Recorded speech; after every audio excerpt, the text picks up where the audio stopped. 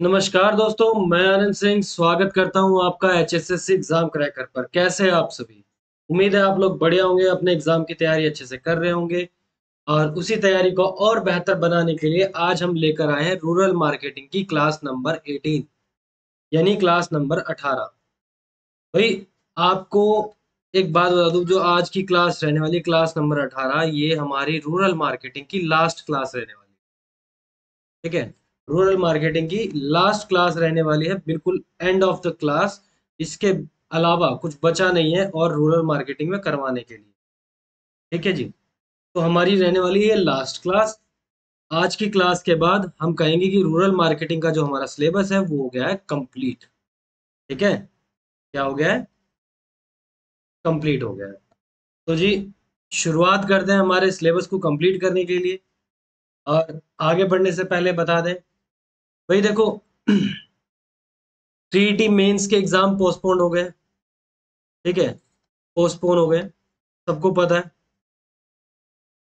अब जो ये पोस्टपोन हो रहे हैं, ठीक है, जो ये एग्जाम पोस्टपोन हो रहे हैं, इसका फायदा सबको उठाना है। भाई, जो तैयारी में ऑलरेडी लगा हुआ है ना, उसको और अच्छे से तैयारी करनी है और अच्छे से रिविजन करने हैं।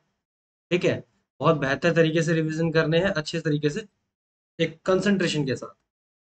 और आज का जो टॉपिक होने वाला है, उस कंसंट्रेशन के साथ हम जो पढ़ेंगे वो हमारा होगा ई चौपाल एंड रूरल मार्केटिंग। देखो, ई कॉमर्स के बारे में हमने लास्ट क्लास में डिस्कस कर लिया था, पढ़ लिया था। ठीक है, ई कॉमर्स हमने अच्छे से पढ़ लिया था।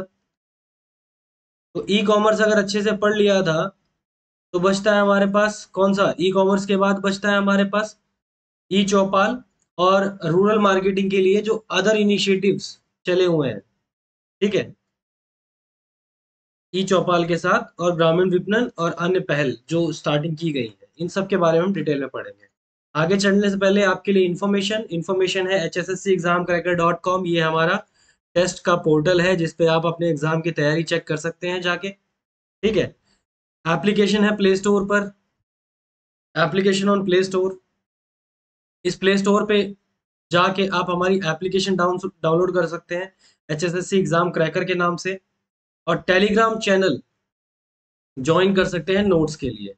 सभी के सभी लिंक्स आपको डिस्क्रिप्शन में मिल जाएंगे। और इसके अलावा कोई विशिष्ट तैयारी करना चाहता है, स्पेशली फॉर ग्रुप डी, ठीक है, और या कोई ऐसा बच्चा है जो स्पेशली तैयारी करना चाहता है ग्रुप सी के लिए, वो मेरे नंबर 9034145146 पर मैसेज करे भाई। ठीक है, व्हाट्सएप छोड़ दे और व्हाट्सएप में लिखे कि भाई वो कहाँ से है। ठीक है, कहाँ से है, उसकी प्लेस और उसका नाम जरूर लिख के भेजें। और फिर हम आगे बात करेंगे स्पेशली ग्रुप डी और ग्रुप सी की तैयारी के लिए, कोई स्पेशल गाइडेंस में अगर तैयारी करना चाहता है उसके लिए। ठीक है, चलिए आगे चलते हैं।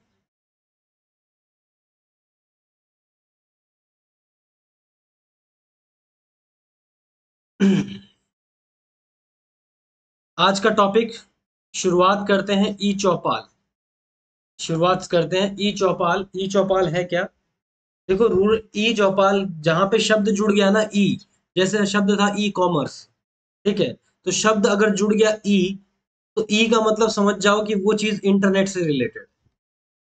ठीक है, वो चीज कैसे इंटरनेट से रिलेटेड है, इंटरनेट से संबंधित है। इंटरनेट के बारे में हम सभी जानते हैं। आज आप मेरी क्लास देख रहे हैं, वो भी एक माध्यम है इंटरनेट का। रूरल फार्मर्स को इंडिया में इंटरनेट से क्या बेनिफिट मिला? उनको पहली चीज मिली ई चौपाल। ई चौपाल के बारे में मैंने बताया था, ये कब लॉन्च हुई थी? ये लॉन्च हुई थी जून जून 2000 में। पहले भी ये चीज डिस्कस हो चुकी है।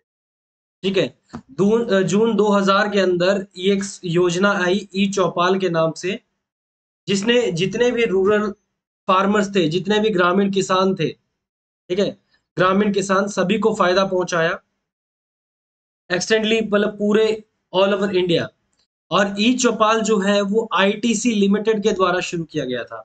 ये किसी सरकार के द्वारा, गवर्नमेंट के द्वारा स्टार्ट किया गया इनिशिएटिव नहीं था। एक प्राइवेट एजेंसी, एक प्राइवेट एजेंसी जिसका नाम है आईटीसी, आईटीसी, ठीक है, लिमिटेड, एक लिमिटेड कंपनी है आईटीसी लिमिटेड। इसके द्वारा शुरू किया गया। आईटीसी का नाम आपने कई बार सुना भी होगा, ठीक है। आईटीसी के इंटरनेशनल बिजनेस है खुद के, उनमें से इन्होंने एक ई चौपाल को शुरू किया जो कि एक इंटरनेट कायोस्क थी। इंटरनेट के माध्यम से आपस में जुड़ने का एक तरीका था, ठीक है। एक श्रृंखला थी कि कैसे ई रूप के रूप में हम कैसे आपस में जुड़ सकते हैं।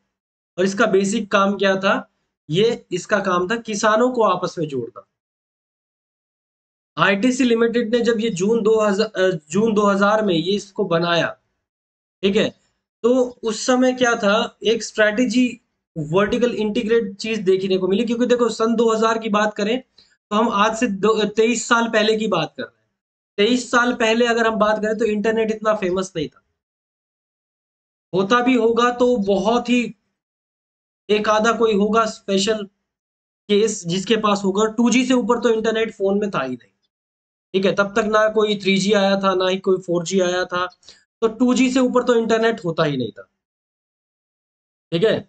2G से ऊपर तो इंटरनेट होता नहीं था, और होता भी होगा तो आम आदमी की पहुंच से तो बाहर था, ठीक है। स्पेशल डिफेंस पर्पसेस में हो सकता है इस्तेमाल किया जाता हो, कहीं और इस्तेमाल किया जाता हो, लेकिन आम आदमी की पहुंच से बाहर था। ऐसी स्थिति में, ऐसे टाइम पे आईटीसी लिमिटेड ने ई चौपाल लॉन्च किया, जो एक वेब बेस्ड ई चौपाल के नाम से पोर्टल था, जिसका सोर्स करना क्या था, जिसका जिसका काम था एक रणनीति तैयार करना, ठीक है। ई चौपाल के अंदर किस किस तरह के काम किए जाते थे? ई चौपाल के नाम से कुछ और भी चीजें आई हैं, जैसे एक्वा चौपाल। एक्वा चौपाल .com, ये एक वेबसाइट है जहां पे .com .in .org लग जाए ना, वो वेबसाइट हो जाती है, ठीक है। वो क्या हो जाती है? वेबसाइट हो जाती है। तो एक्वा चौपाल .com ये आंध्र प्रदेश की वेबसाइट थी। अब यहाँ पे देखो, जब ई चौपाल फेमस हुआ ना, तो ई चौपाल के नाम से एक्वा चौपाल, सोया चौपाल, प्लांटर्स नेट .com, ये सारी चीजें, काफी चीजें उभर के सामने आई। तब सरकार को भी ये लगा कि भाई हाँ यार, ये चीज, इंटरनेट जो है काफी अच्छी चीज है, इससे हम हमारे किसानों को फायदा पहुंचा सकते हैं। तो सबसे पहले आंध्र प्रदेश गवर्नमेंट ने इसकी शुरुआत की और एक्वा चौपाल .com लॉन्च किया, जिसके अंदर जो श्रिम्प फार्मर्स थे, जो झींगा किसान है, जो झींगा पालन करते हैं,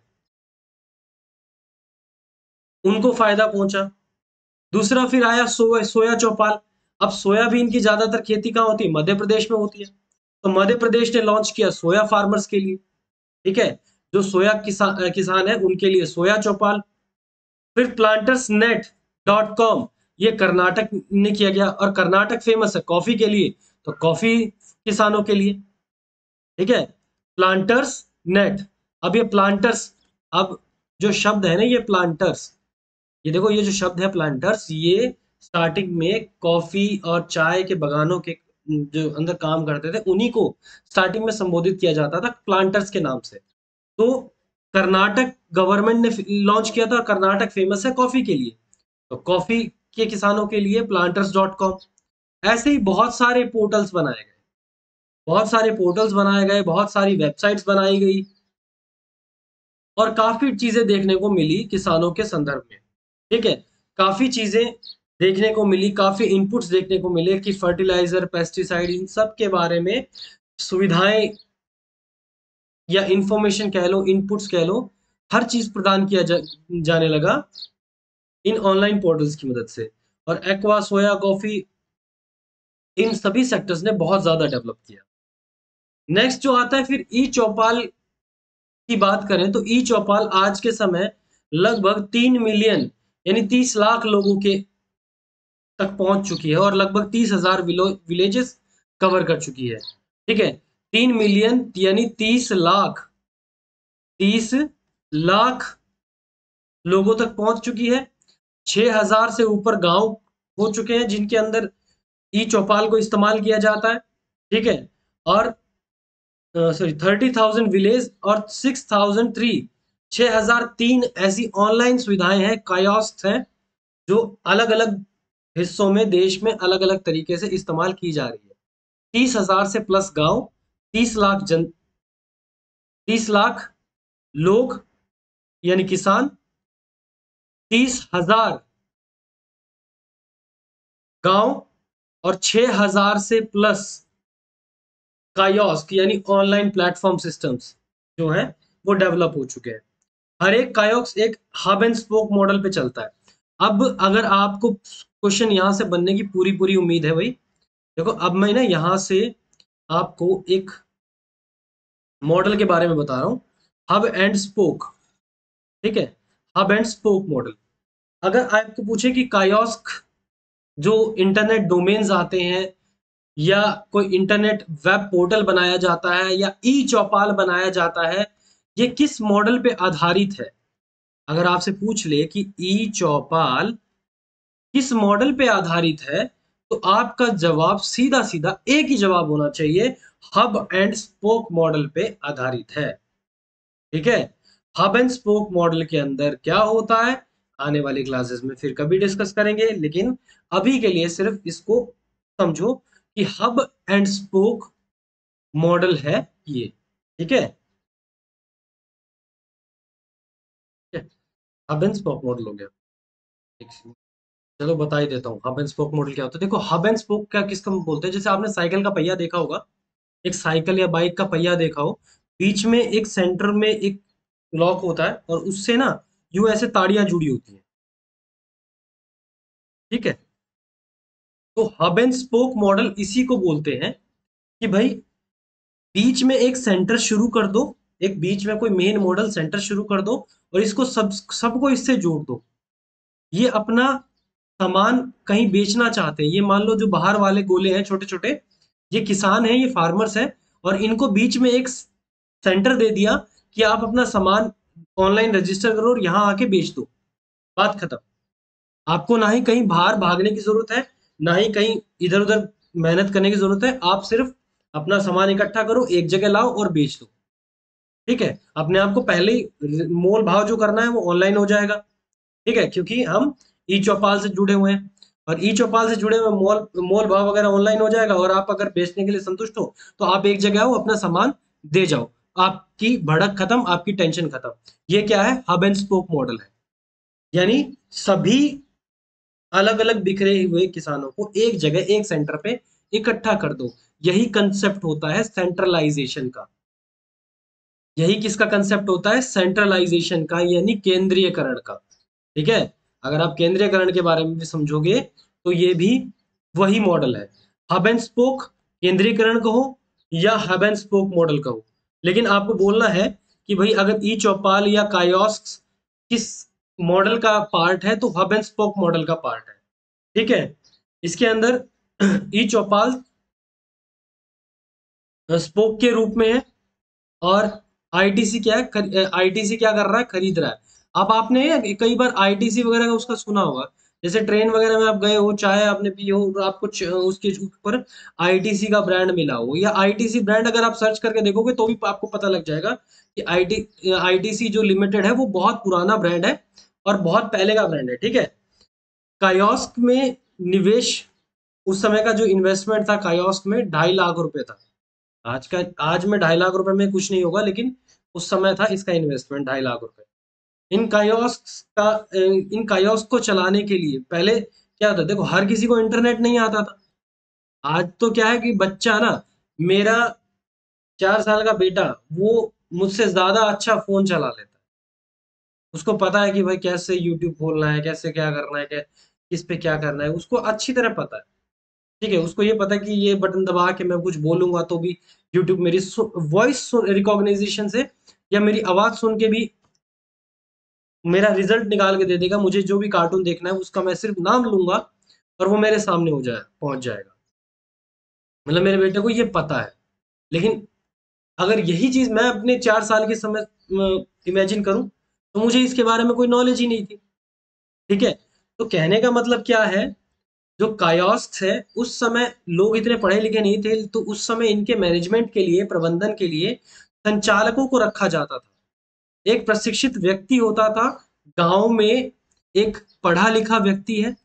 ठीक है, गांव में एक पढ़ा लिखा व्यक्ति है, उसको सेंटर दे दिया। जैसे आज आज के सीएससी, आज के जैसे सीएससी हैं, मान लो सारा गांव अनपढ़ है, एक सीएससी खोल दिया। एक सीएससी के अंदर तो जो एक्सपर्ट बंदा है उसको बैठा दिया, अब वो मैनेज कर रहा है, वो लोगों को ट्रेन कर रहा है और लोकल फार्मर्स को सिलेक्ट करके उनका सामान बिकवा रहा है। ठीक है, तो उस समय इनको जो ई चौपालों को मैनेज करने का जो काम था वो किसका था? संचालकों का था। संचालक, उन्हें संचालक बोला जाता।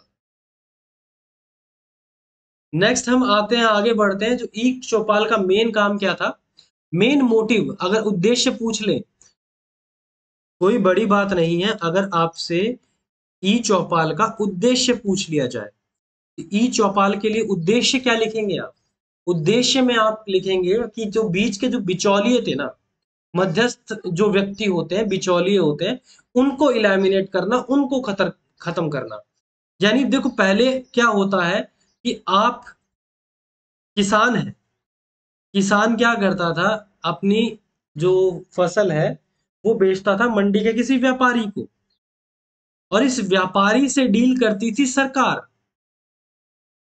ठीक है, और सरकार से डील करती थी प्राइवेट कंपनीज। तो जब चौपाल आया ना, ये चौपाल आया, तो इसने क्या किया, इसने डायरेक्ट किसानों से कॉन्टेक्ट किया, बीच में ये इंटरमीडियरीज खत्म हुए। ठीक है, बीच में ये इंटरमीडियरीज खत्म हुए। इसको कॉन्ट्रैक्ट फार्मिंग का भी नाम दिया गया, आगे चल के ना हम पढ़ेंगे कि इसको ना कॉन्ट्रैक्ट फार्मिंग का भी नाम दिया दिया गया। जैसे आजकल की जाती है कि भाई फलाने फलाने कंपनी है, उसके लिए हमें ये फसल उगानी है, इस एक प्रति एकड़ में हमको इतना पैसा दिया जाएगा। ठीक है, कॉन्ट्रैक्ट फार्मिंग है। खुद ही आते हैं कंपनी वाले, खुद ही अपना सामान लेके जाते हैं, तो खुद ही बीज देते हैं, खुद ही उगवाते हैं और खुद ही फसल लेके जाते हैं, कोई टेंशन नहीं किसान को। Contract farming. ठीक है, तो ये कॉन्ट्रैक्ट फार्मिंग का नाम आज के दम मॉडर्न टाइम में दिया गया है, लेकिन उस समय ये तरीका था बीच में इंटरमीडिएरीज को खत्म करने का। और आज अगर हम बात करें, तो आज के समय जो सरकार भी गवर्नमेंट को, मतलब गवर्नमेंट भी क्या कोशिश करती है, वो इंटरमीडिएरीज को खत्म करने की कोशिश कर रही है, बिचौलियों को खत्म करने की कोशिश कर रही है, ताकि जो किसान है उसको ज्यादा से ज्यादा पैसे का मुनाफा हो। ठीक है, तो मध्यस्थता खत्म करने के लिए या मल्टीपल हैंडलिंग को खत्म करने के लिए ये तरीके थे। इसके अलावा ई चौपाल का जो लक्ष्य है, देश के 15 राज्यों में फैल चुका है ये। ठीक है, 15 राज्यों के अंदर फैल चुका है ऑलरेडी ई चौपाल। और इसका जो मेन टारगेट था वो 10 मिलियन लोगों पे था, जिसके अंदर ये 1 लाख गांव कवर करना चाहते हैं। 1 लाख गांव, 1 लाख गांव और 1 करोड़ किसान, इनका टारगेट है। ठीक है, और जो कि कम से कम 15 राज्यों में फैले हो। अदर इनिशिएटिव्स, अब ये तो हो गया हमारा ई चौपाल। ठीक है, वीडियो अच्छी लग रही हो तो प्लीज भाई लाइक कीजिएगा, शेयर जरूर कीजिएगा और सब्सक्राइब कर लीजिएगा। ठीक है, ये 3 काम तो बड़े जल्दी कर दिया करो, फटाफट फटाफट। और जैसे ही अगर अगर आपको कोई सुझाव देना है, कोई वीडियो अच्छी लग रही है तो बताना भाई। और नेक्स्ट सब्जेक्ट कौन सा करना चाहते हो वो बताना। वैसे मैं हरियाणा इकोनॉमी के बारे में सोच रहा हूँ, पहले इसको कंप्लीट करा दूं। ठीक है, उसके बाद इंश्योरेंस, फिर ईवीएस, और फिर मैं कोई और बच गया क्या? Haryana economy, insurance, EVS, disaster management. इस क्रम में मैं आज चलने की सोच रहा हूँ। ठीक है, हरियाणा इकोनॉमी, इंश्योरेंस, ईवीएस और डिजास्टर मैनेजमेंट, मैं इस क्रम में चलने की सोच रहा हूँ, जैसे जैसे अब तक हम आगे बढ़े वैसे ही। ठीक है, 5 से 6 क्लास हरियाणा इकोनॉमी की भी डल चुकी है ऑलरेडी, तो उसका भी मतलब 30-40% सिलेबस तो ऑलरेडी डन है। ठीक है, अदर इनिशिएटिव्स में, ठीक है, अब अदर इनिशिएटिव्स में बात कर लेते हैं।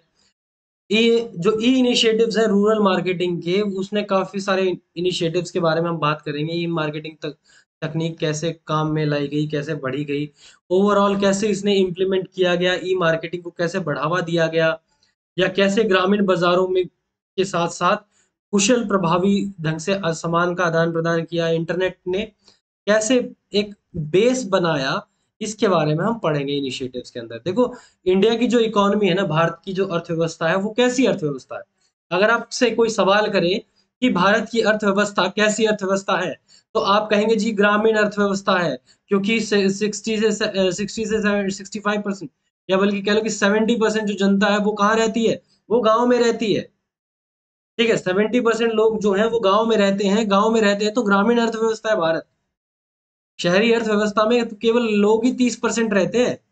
हालांकि पैसा शहर वालों के पास ज्यादा है, गांव वालों के पास कम है, लेकिन ज्यादा पॉपुलेशन तो वही है ना गांव में। तो ग्रामीण अर्थव्यवस्था है भारत की अर्थव्यवस्था। और जो डेवलपमेंट है, रूरल डेवलपमेंट, यानी जो ग्रामीण विकास है, ग्रामीण विकास कार्यक्रम केंद्र सरकार हो या राज्य सरकार हो, इन दोनों का एक मेन मोटिव रहा है। ठीक है, गांव की डेवलपमेंट, गांव का विकास, ये मेन मोटिव रहा है।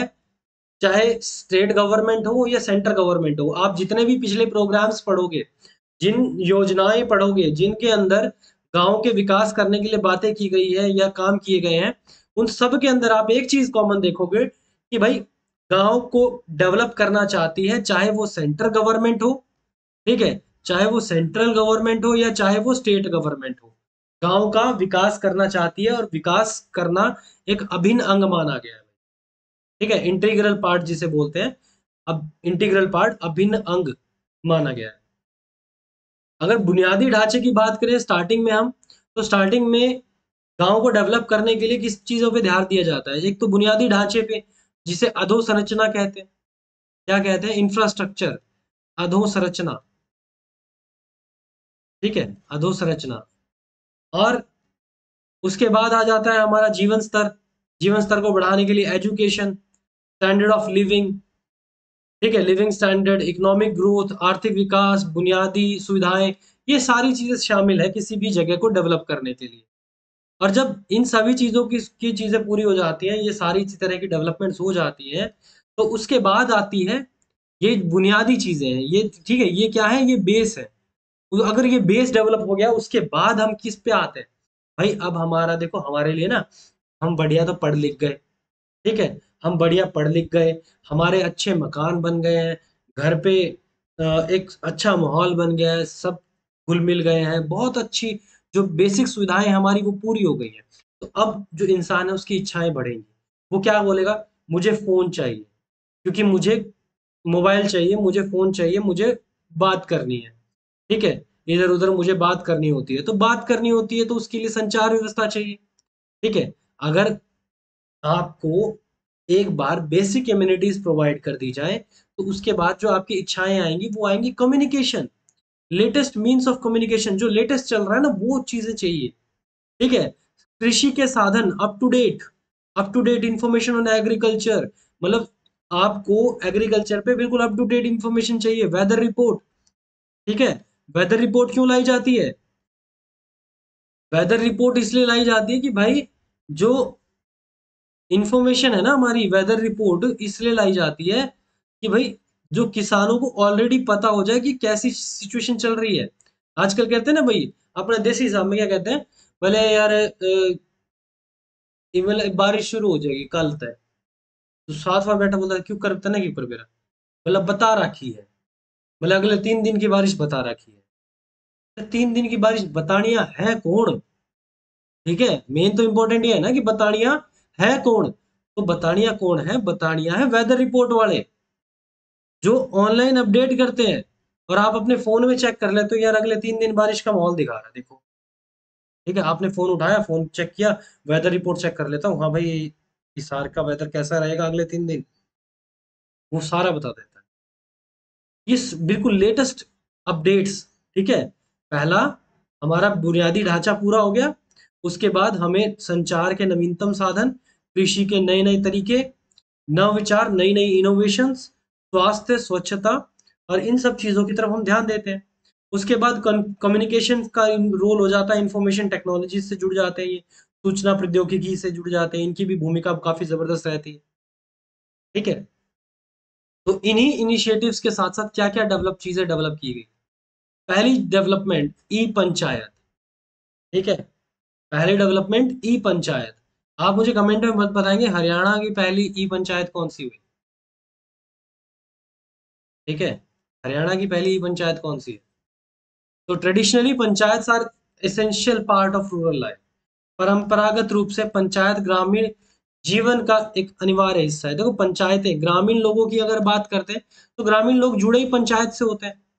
ठीक है, कोई बड़ा लिंक तो उनका होता नहीं है।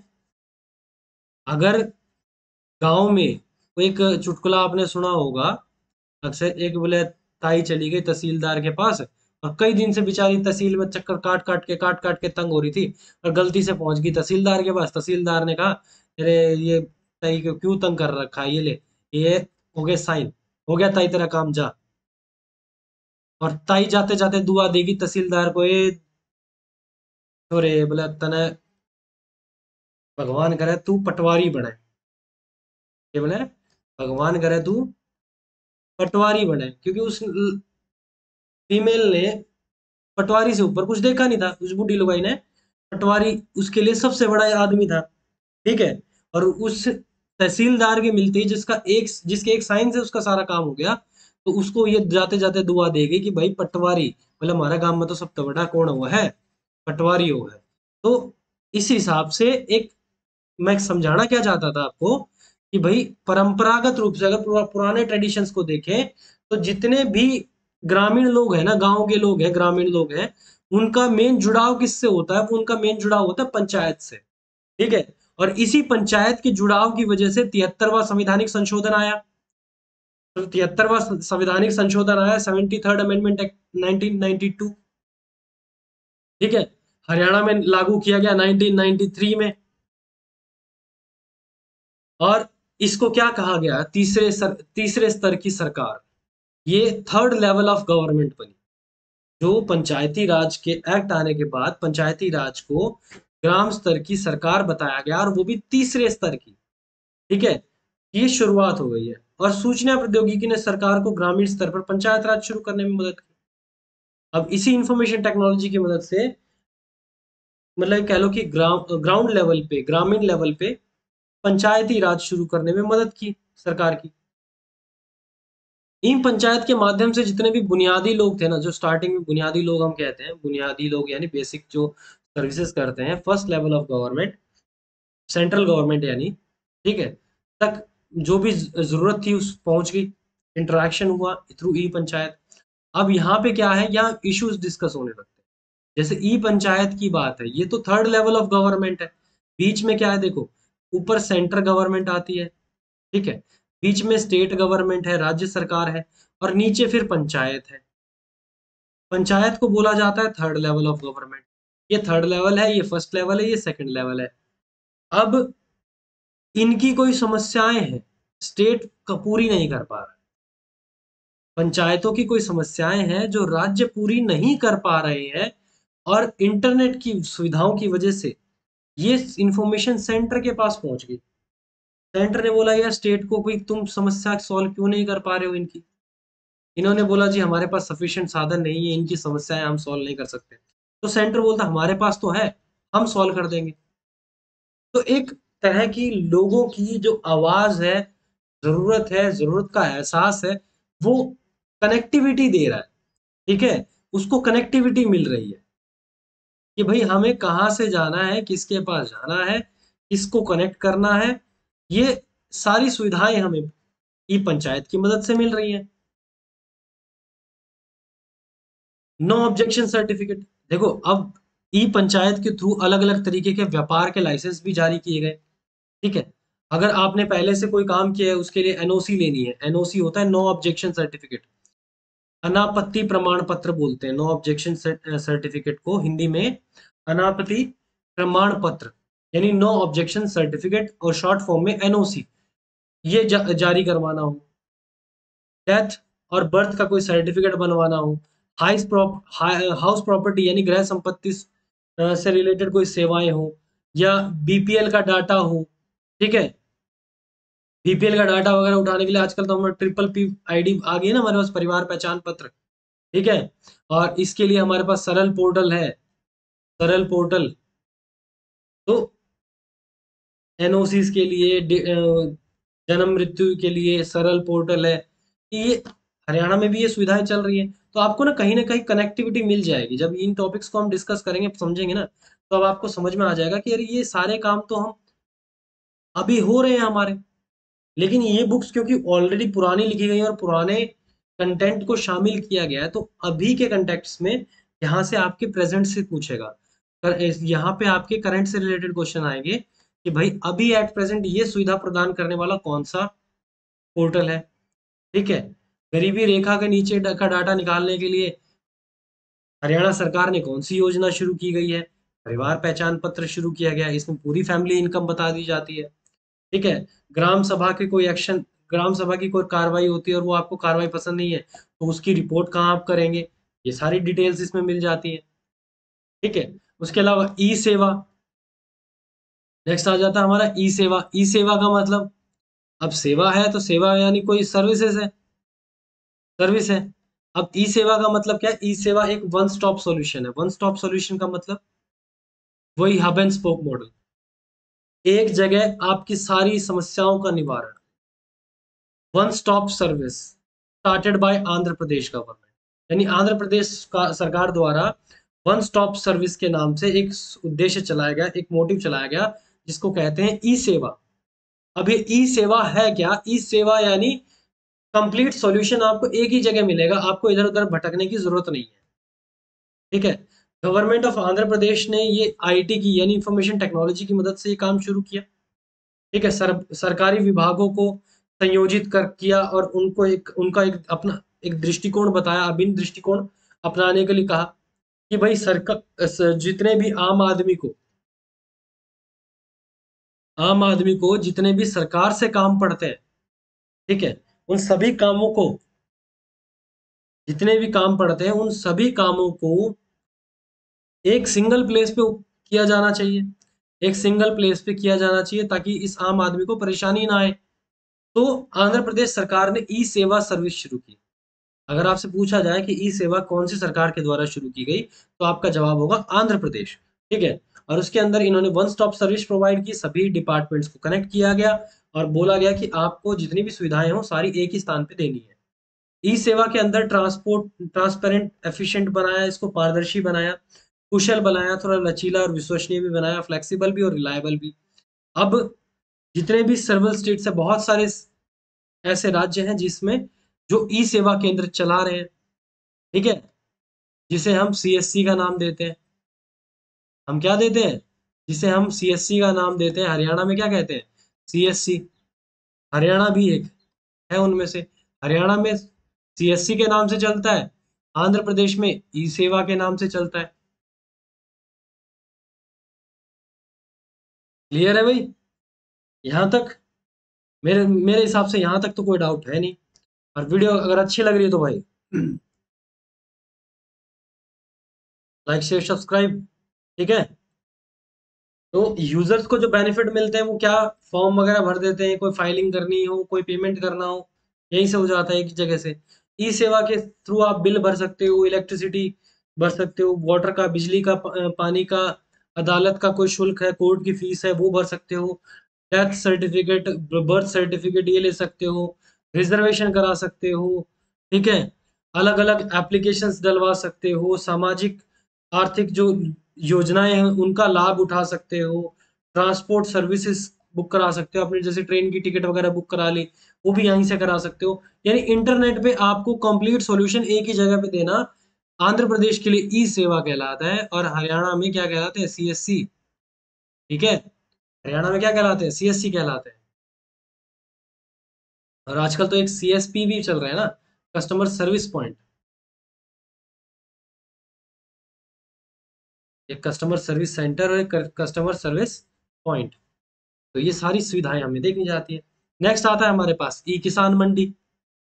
अब ई किसान मंडी, अब यहाँ तो सीधे सीधे फार्मर्स से रिलेटेड हो गया भाई। ठीक है, यहाँ किसानों का सीधा सीधा संबंध किसानों से। जुलाई 2016 में कब लॉन्च किया गया ई किसान मंडी को? जुलाई 2016 में। जुलाई 2016 के अंदर एक स्कीम लाई गई, ई किसान मंडी, एक पोर्टल, बेनिफिट उठाया गया बल्क में बायर्स को, बिचौलियों को दूर करने के लिए नई दिल्ली में फलों और सब्जियों के लिए जैसी जल्दी खराब होने वाली वस्तुओं को थोक खरीदारी के लाभ के लिए ई किसान मंडी पोर्टल शुरू किया गया। अब देखो ई किसान मंडी पोर्टल की एग्जैक्ट डेट भी हो सकता है आपसे पूछ ली, तो एग्जैक्ट डेट है भाई 27 जुलाई 2016। ठीक है, एग्जैक्ट डेट है 27 जुलाई 2016। और वैसे जुलाई 2016 किस चीज के लिए शुरू की गई थी? केवल फलों और सब्जियों के लिए जो जल्दी खराब हो जाती है, पेरिशेबल आइटम्स होते हैं ना, पेरिशेबल कमोडिटीज, यानी जो जल्दी खराब हो जाती है, जैसे कि फ्रूट है, वेजिटेबल्स है। और दिल्ली तक पहुंचने के लिए जो बीच में जितने भी बिचौलिए हैं उनको खत्म करने के लिए लाई गई थी। किसके द्वारा लाई गई थी? एसएफएसी। एसएफएसी यानी small farmers agri business consortium. ठीक है, लघु किसान व्यवसाय कंसोर्टियम, इनके द्वारा ये लाई गई। यहाँ पे क्या सिस्टम मिला किसानों को, क्या सुविधाएं मिली? यहाँ पे किसानों को डायरेक्ट परचेज सिस्टम मिला, यानी अब ये सीधा सरकार मतलब सीधा किसानों से सामान खरीद रहे हैं। बीच में बिचौलियों का कोई लेन देन नहीं है। फल खरीद रहे हैं, सब्जियां खरीद रहे हैं, किसान मंडी सीधे डायरेक्टली इंटरनेट की मदद से डायरेक्ट सामान खरीद रहे हैं, डील कर रहे हैं इंटरनेट पे। और उसके बाद बोलते हैं कि भाई आपको आने की भी जरूरत नहीं है, हम आके अपने आप आपका सामान ले जाएंगे, कोई दिक्कत नहीं है, आप बैठो रेस्ट करो। ठीक है, तो ई प्लेटफॉर्म्स बहुत सारे, जितने भी बायर्स हैं, खरीदार हैं, ई प्लेटफॉर्म का मतलब ये नहीं होता कि सरकार ही आपका सामान खरीदेगी। हो सकता है वो कोई प्राइवेट कंपनी हो। ठीक है, कोई प्राइवेट कंपनी हो, वो भी सामान खरीद सकती है। कोई होटल वाला है, उसको फल सब्जियों की जरूरत है, आपने फल सब्जियां उगा रखी हो, कोई होटल वाला आपसे कांटेक्ट कर सकता है। ई प्लेटफॉर्म पे बहुत सारे आपको एक्सपोर्टर मिलेंगे, होटल मिलेंगे, बड़े बड़े केटरर मिलेंगे। ठीक है, ऑफलाइन ऑनलाइन श्रृंखलाओं में जैसे बड़े बड़े जुड़े हुए हैं। बिग बाजार आपने सुना होगा, बिग बाजार, ग्राफ्टर्स, ये जो फल सब्जियां वगैरह बेचते हैं, एक ये भी है, एक ग्राफ्टर्स भी है। जैसे बिग बाजार है वैसे ग्राफ्टर भी होता है। ठीक है, किसान उत्पादक संगठन, फार्मर प्रोड्यूसर ऑर्गेनाइजेशन एफपीओ। इसके अलावा प्याज के लिए नासिक और आलू के लिए पश्चिम उत्तर प्रदेश जैसे विशेष उत्पादक केंद्रों को फ्रेंचाइजी देना। इन सभी कामों को एक साथ ही प्लेटफॉर्म पे जोड़ा जा सकता है। नेक्स्ट आता है हमारा तारा हाट। अब ये क्या है भाई, ये थोड़ा नया कंसेप्ट है। ठीक है, तारा हाट, इसको ना थोड़ा अच्छे से समझेंगे हम। तारा हाट, तारा हाट क्या है कि एक हाट का मतलब होता है बाजार, आम लोकल लैंग्वेज में। ठीक है, लोकल लैंग्वेजेस में हाट का मतलब क्या होता है? बाजार। ठीक है, हाट का मतलब होता है बाजार। और ये जो बाजार है ये ऑल पर्पस मार्केट है। तारा हाट, तारा का मतलब ऑल, सभी, और हाट मतलब बाजार, ऐसा बाजार जहां सब सामान मिल जाए। ये भी एक सुपर मार्केट वाला कंसेप्ट है। ये कैसा कंसेप्ट है? सुपर मार्केट वाला कंसेप्ट। ये एक एनजीओ के द्वारा चलाया गया इनिशिएटिव था, सरकार के द्वारा चलाया गया इनिशिएटिव नहीं था। डेवलपमेंट अल्टरनेटिव्स डीए ग्रुप ने चलाया था, पार्टनरशिप थी इनकी। पार्टनरशिप के साथ डीए ग्रुप ने ये चलाया था, डेवलपमेंट अल्टरनेटिव्स ग्रुप, डीए। और साथ में जिसका नाम मिला, technology and action for rural advancement, Tara, technology and action for rural advancement, जिसको हम कहते हैं TARA, यानी तारा। तो तारा हट। ठीक है, इसने बहुत सारी अपनी यूनिट्स बोली। बहुत सारी यूनिट्स कौन कौन सी? जैसे तारा ढाबा, शुरुआत की इन्होंने तारा ढाबा, तारा बाजार, तारा वैन, तारा गोरू, तारा स्काउट्स, तारा कार्ड। ये सारे के सारे जितने भी इनिशिएटिव्स है ना, सारे के सारे इनिशिएटिव, ये सभी के सभी इनिशिएटिव्स किनके लिए बनाए गए थे? ग्रामीण लोगों के लिए बनाए गए थे। ये सारे के सारे इनिशिएटिव्स किनके लिए बनाए गए हैं? ग्रामीण लोगों के लिए बनाए गए थे, और ग्रामीण लोगों के हिसाब से इनको काम करना था। ठीक है,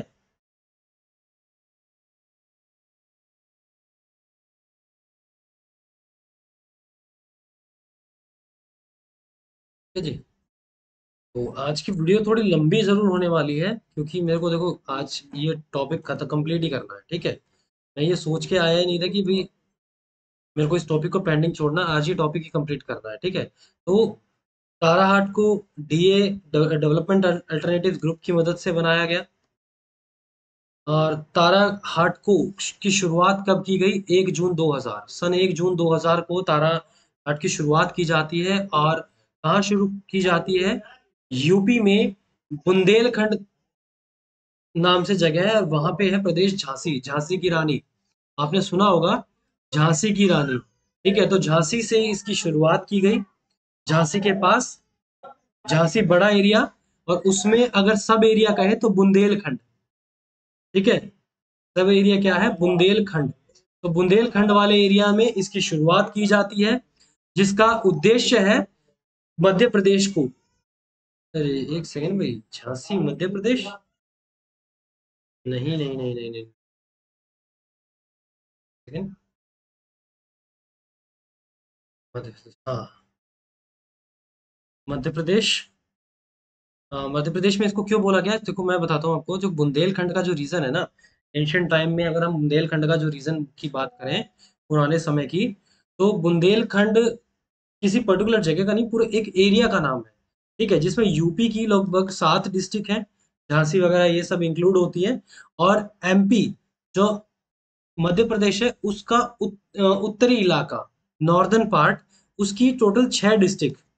यूपी की 7 डिस्ट्रिक्ट, और एमपी की 6 डिस्ट्रिक्ट मिला के जो इलाका बनता है, वो बुंदेलखंड इलाका बनता है। हालांकि जैसे बुंदेलखंड यूनिवर्सिटी है, वो झांसी के पास है, ठीक है। तो झांसी के नजदीक, मध्य प्रदेश के एरिया में, झांसी के नजदीक लेकिन मध्य प्रदेश के एरिया में ताराहाट की शुरुआत की गई।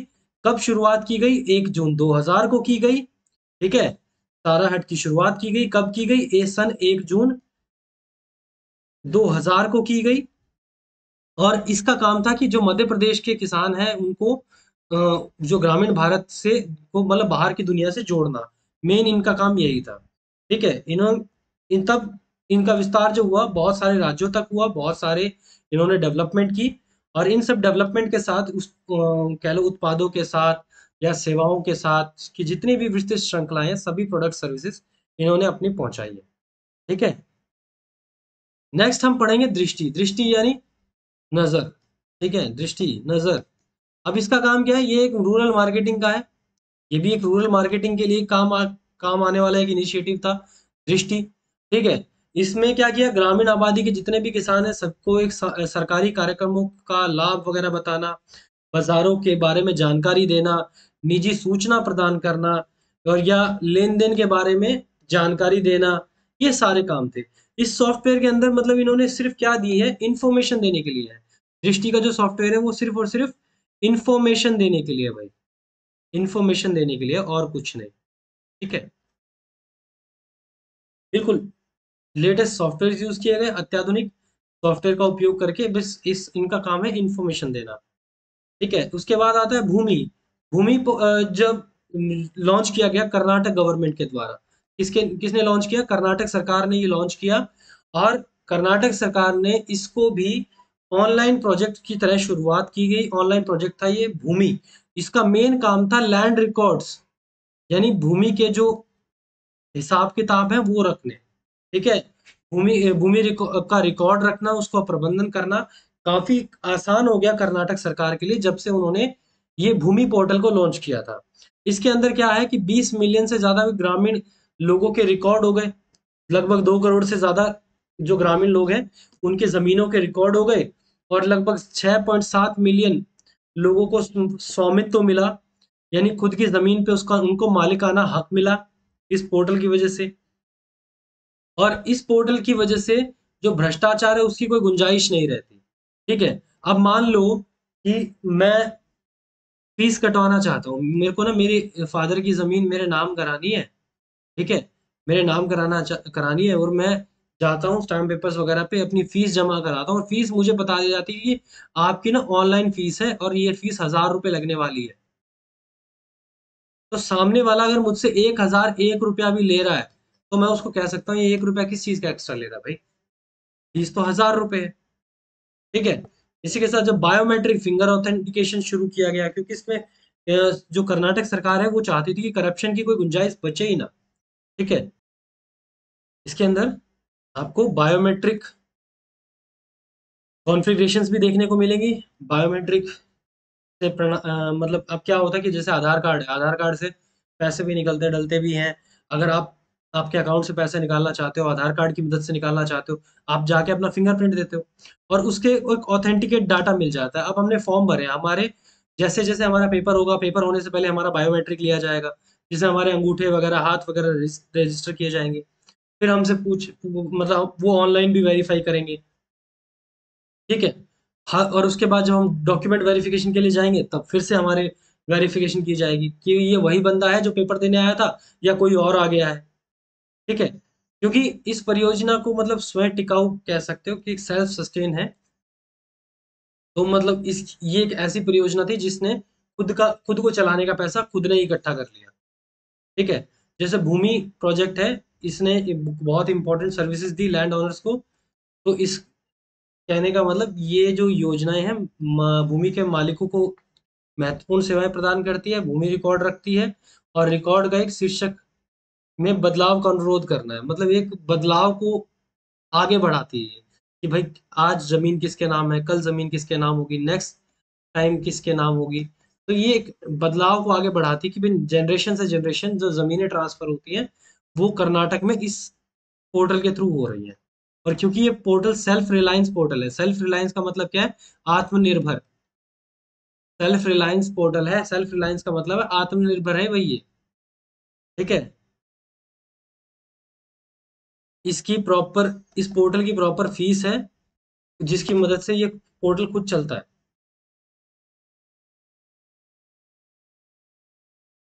ठीक है, आत्मनिर्भर भारत अभी बना नहीं है, लेकिन आत्मनिर्भर पोर्टल्स हम पहले बना चुके हैं। ठीक है, नेक्स्ट आ जाता है इंफॉर्मेशन विलेज यानी सूचना ग्राम। नेक्स्ट हमारे पास इंफॉर्मेशन विलेज यानी सूचना ग्राम। अब सूचना ग्राम क्या होते हैं? सूचना ग्राम एक परियोजना है। परियोजना का मतलब प्रोजेक्ट। परियोजना का मतलब क्या? प्रोजेक्ट। जिसकी शुरुआत हुई 1998 में। कहाँ से हुई? पौंडीचेरी। अब पौंडीचेरी क्या है? एक यूटी है, यूनियन टेरिटरी, केंद्र शासित प्रदेश है पौंडीचेरी, साउथ में। ठीक है, और एम एस स्वामीनाथन उस समय 1998 में, एम एस स्वामीनाथन जो हरियाणा में, सॉरी हरियाणा में क्या है, भारत में, हरियाणा का बार बार हरियाणा हरियाणा आ जाता है दिमाग में। भारत में किसके, जो लोग भारत में, एम एस स्वामीनाथन भारत में हरित क्रांति के जनक माने जाते हैं। ठीक है, green revolution, father of green revolution in India, M S Swaminathan. ठीक है, उनको एड एम एस स्वामीनाथन, उनको उनकी मदद से रिसर्च फाउंडेशन स्टार्ट किया गया, इंफॉर्मेशन विलेज यानी सूचना ग्राम। ठीक है, इस परियोजना के अंदर जितने भी प्रौद्योगिकी थी सूचना प्रौद्योगिकी, उसका लाभ उठाया गया, ग्रामीण क्षेत्रों तक पहुंचाया गया, उनको समझाया गया आईटी क्या होता है। आईटी का मतलब इनकम टैक्स ही नहीं होता है, इंफॉर्मेशन टेक्नोलॉजी भी होता है, सूचना प्रौद्योगिकी भी होता है। लोगों तक ये इंफॉर्मेशन पहुंचाई गई, सभी को ज्ञान बांटा गया, नए अवसर बनाए गए, लोगों को सशक्त बनाया गया। और सूचना प्रदान करना गांव का ये मुख्य उद्देश्य रहा कि सबको नॉलेज होनी चाहिए। स्टार्टिंग में इसको, इस योजना को या इस प्रोजेक्ट को चलाने के लिए उन्नत तकनीक के माध्यम से चलाया गया और पौंडीचेरी के आसपास लगभग 10 गांवों को जोड़ा गया। स्टार्टिंग में इतना बड़ा एरिया इस का नहीं था, लेकिन आगे चल के इसका काफी बड़ा एरिया बन दिखाया गया। और स्थानीय विशिष्ट जानकारियों के हिसाब से एग्रीकल्चर के समान इनपुट्स हैं या आउटपुट्स है किस हिसाब से बिकेंगे, स्वास्थ्य देखभाल, हेल्थ केयर सर्विस, डॉक्टर्स की उपलब्धता, मवेशियों से रिलेटेड बीमारियां, मौसम की रिपोर्ट, ये सारी सुविधाएं इनको इन पोर्टल्स पे मिलनी शुरू हो गई। ग्राम सेवकों का जो चयन होता है, इसके अंदर क्या है, लोग आगे से आके वॉलेंटियर्स के तौर पे काम करते हैं।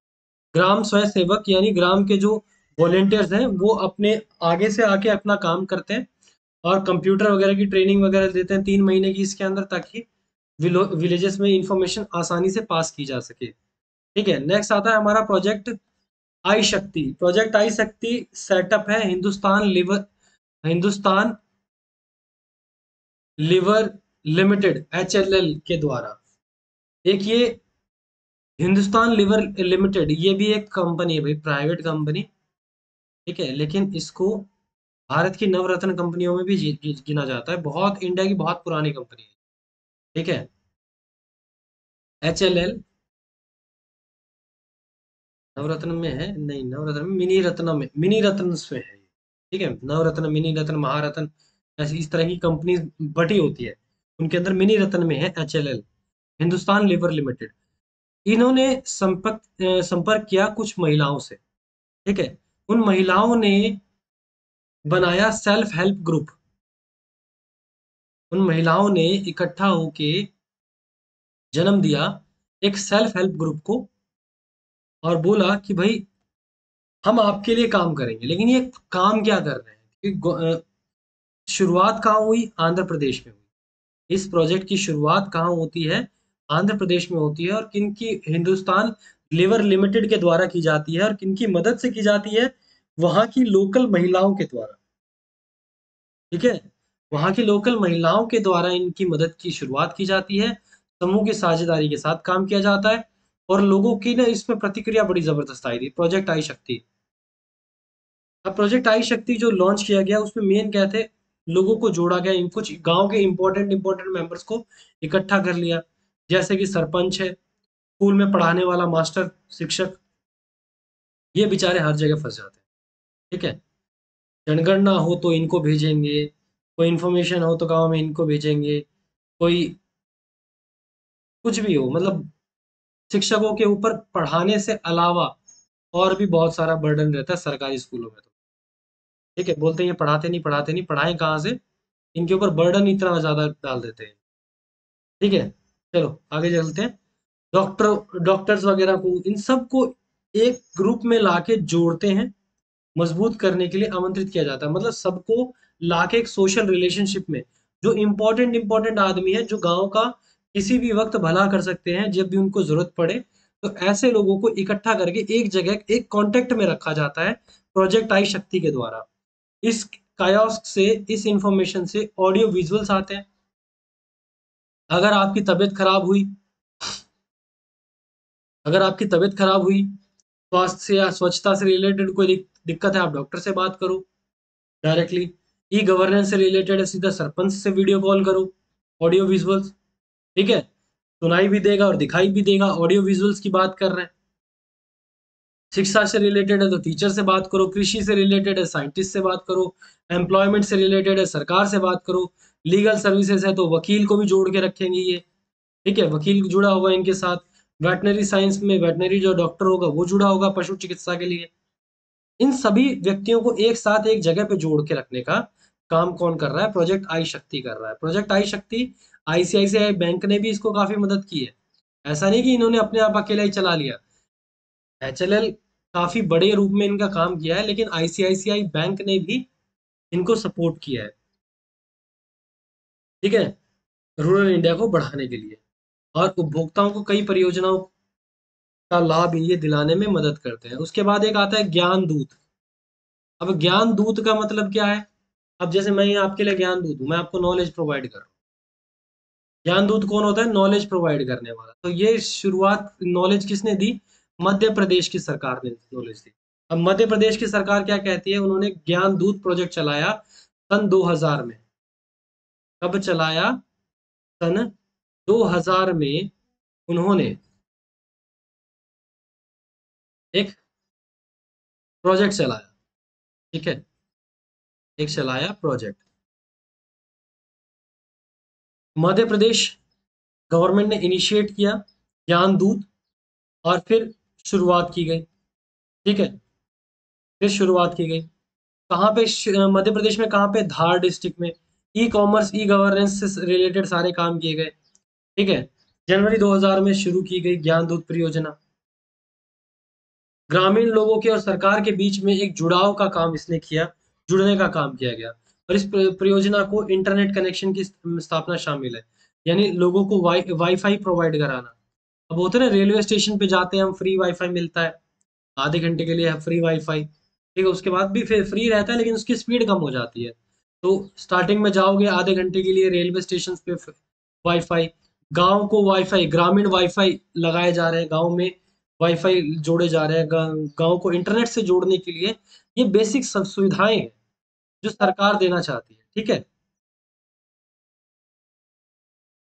नेक्स्ट हो जाता है एन लॉन्च कम्युनिकेशन। एन लॉन्च कम्युनिकेशन का मतलब क्या है? ये भी एक सेटअप है जिसको कंप्यूटर नेटवर्क्स टी नेट के द्वारा शुरुआत किया गया था, और शुरुआत करने में मदद की आईआईटीएम यानी आईआईटी मद्रास ने, ठीक है। जैसे बहुत सारे टेक्नोलॉजीज एडवांसमेंट वाले ये कम्युनिकेशन डिवाइसेस होते हैं, एन लॉन्च कम्युनिकेशन। इन्होंने टेक्निकली सुपीरियर और कॉस्ट इफेक्टिव सॉल्यूशन बनाए ताकि देश आपस में का इजीली जुड़ा रह सके। एन लॉन्च का जो बिजनेस सिस्टम है, ठीक है, वो भी यही कहलाता है कि इंटरनेट से जुड़ना है, ई गवर्नेंस को जुड़ना है, अन्य ग्रामीण सेवाओं को प्रदान करना है। इनका मेन मोटिव सबका सेम है, ठीक है। इसको इस्टेब्लिश कैसे किया गया? By maintaining corDECT wireless access. इसको कॉर्डेक्ट क्या बोला जाता है? एक तरह का वायरलेस एक्सेस। जैसे आजकल होता है ना ब्लूटूथ डिवाइस आते हैं, ब्लूटूथ डिवाइस है, ठीक है। अब ब्लूटूथ डिवाइस को नीला दांत थोड़ी है। ब्लूटूथ डिवाइस क्या है? आप एक ईयरबड्स लगा रहे हो, कान में लगा रहे हो, गले में नेक बैंड डाल लिया, लगा के अपने गाने सुनते चल रहे हो, बीच में आपका फोन आपकी जेब में पड़ा है, बीच में कोई कनेक्शन नहीं है। मेरे टाइम पे क्या होता था? ईयरफोन लगाते थे, फिर गाने सुनते थे, और वो भी रेडियो पे। हालांकि इतना पुराना नहीं हूं भाई मैं, ठीक है, लेकिन एक वो टाइम मैंने देखा है जब आपके पास MP3 प्लेयर्स होते थे, ठीक है। मैंने वो टाइम देखा है जब गाने MP3 प्लेयर्स में सुने जाते थे, ठीक है। मैंने वो टाइम भी देखा है जब गाने गाने सुनने के लिए, वीडियो सुनने के लिए CD प्लेयर्स का इस्तेमाल किया जाता था। क्या आज किया जाता है? ठीक है, CD प्लेयर्स का इस्तेमाल भी किया जाता था। ये सारी टेक्नोलॉजी आज के समय वायरलेस हो गई है।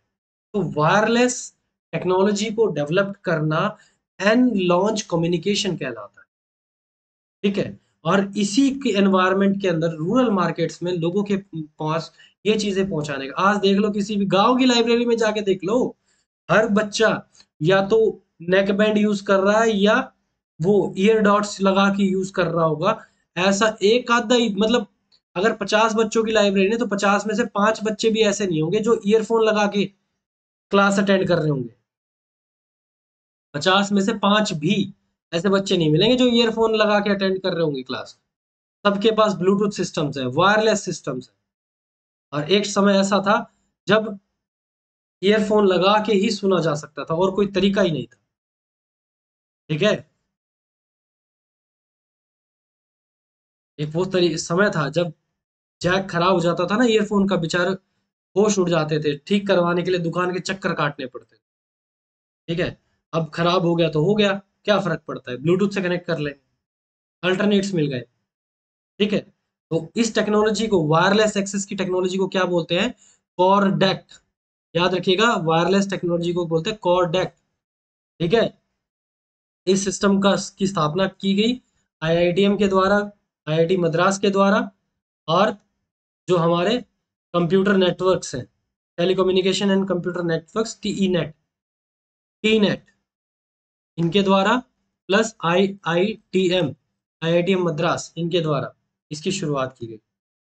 अब इन सभी सुविधाओं को देने के लिए, इन सभी सुविधाओं को देने के लिए सरकार के सामने कोई दिक्कतें तो आई होंगी, कोई ना कोई चुनौतियां आई होंगी। वो चुनौतियां क्या है, ठीक है, वो चुनौतियां हैं जो सरकार को देखनी पड़ी लोगों की वजह से। अब वो चुनौतियां सिंपल है भाई, कोई बड़ी कहानी नहीं है, बड़ी रामायण नहीं है। वो लोग, सिर्फ इतना है, लोगों का लिटरेसी लेवल, साक्षरता दर कम है। ये आप देख रहे हो, ये डेवलपमेंट होनी शुरू हो रखी है। लास्ट से लास्ट परियोजना भी अगर हमने पढ़ी है तो 1998 के बाद की पढ़ी है। 1998 से लेकर 2023 तक, यानी 25 साल से पीछे का कोई हिसाब किताब है ही नहीं हमारे पास। यानी आज से 25 साल पहले अगर हम चले जाएं तो इस सेक्टर में इंडिया में कोई डेवलपमेंट थी ही नहीं। तो इन 25 सालों में सरकार को या कंपनीज को या किसी भी तरह की कोई संस्था है जो ऐसे प्रोजेक्ट्स के साथ जुड़ती है जो इंटरनेट से चलते हैं, उनके साथ समस्याएं क्या रही हैं, चैलेंजेस क्या है। चैलेंजेस, पहला ही चैलेंजेस ये है कि भाई लोग असाक्षर हैं, लोग साक्षरता स्तर के नहीं है, लो लिटरेसी लेवल, ठीक है। क्योंकि उनका लो लिटरेसी लेवल है तो वो उस चीज में इंटरेस्ट ही नहीं लेते। कई बार होता है, छोड़ना यार, कौन इतनी भड़क लेगा। अगर आप आपके पेरेंट्स को या पुराने अगर थोड़े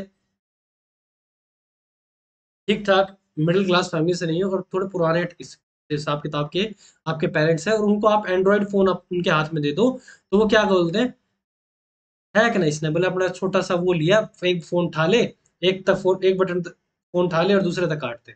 और मिलवाना हो तो किसी को भी पकड़ के बोल देते फलाने आदमी का फोन मिलाना, इस फोन में उसका नंबर है। यानी एक तरीका है, उनका भी कम्युनिकेशन का तरीका है, क्योंकि उनका इंटरेस्ट नहीं है, लिटरेसी लेवल नहीं है, तो वो जल्दी से इन चीजों को अपनाते नहीं है, ठीक है। पुअर लोकल कंटेंट्स, खराब स्थानीय सामग्री।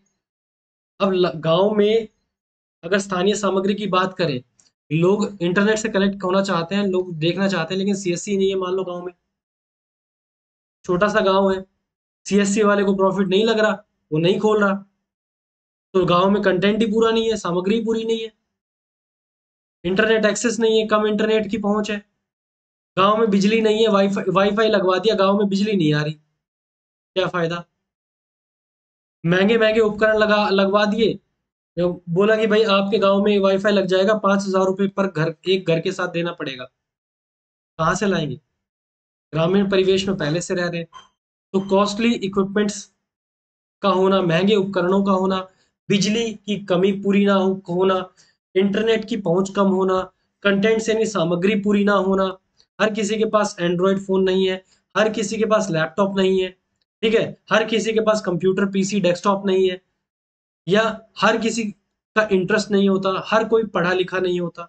ये सारी समस्याएं किनके साथ देखी गई हैं, उन ग्रामीण परिवेशों में देखी गई हैं जहां पे हमने इंटरनेट के माध्यम से कुछ ना कुछ डेवलप करने की कोशिश की गई। तो आज हम पहुंच गए थैंक्स फॉर वॉचिंग पर, इसका मतलब हमारा टॉपिक हो गया कंप्लीट, हमारा सब्जेक्ट हो गया है कंप्लीट, ठीक है, सब्जेक्ट हो गया भाई कंप्लीट।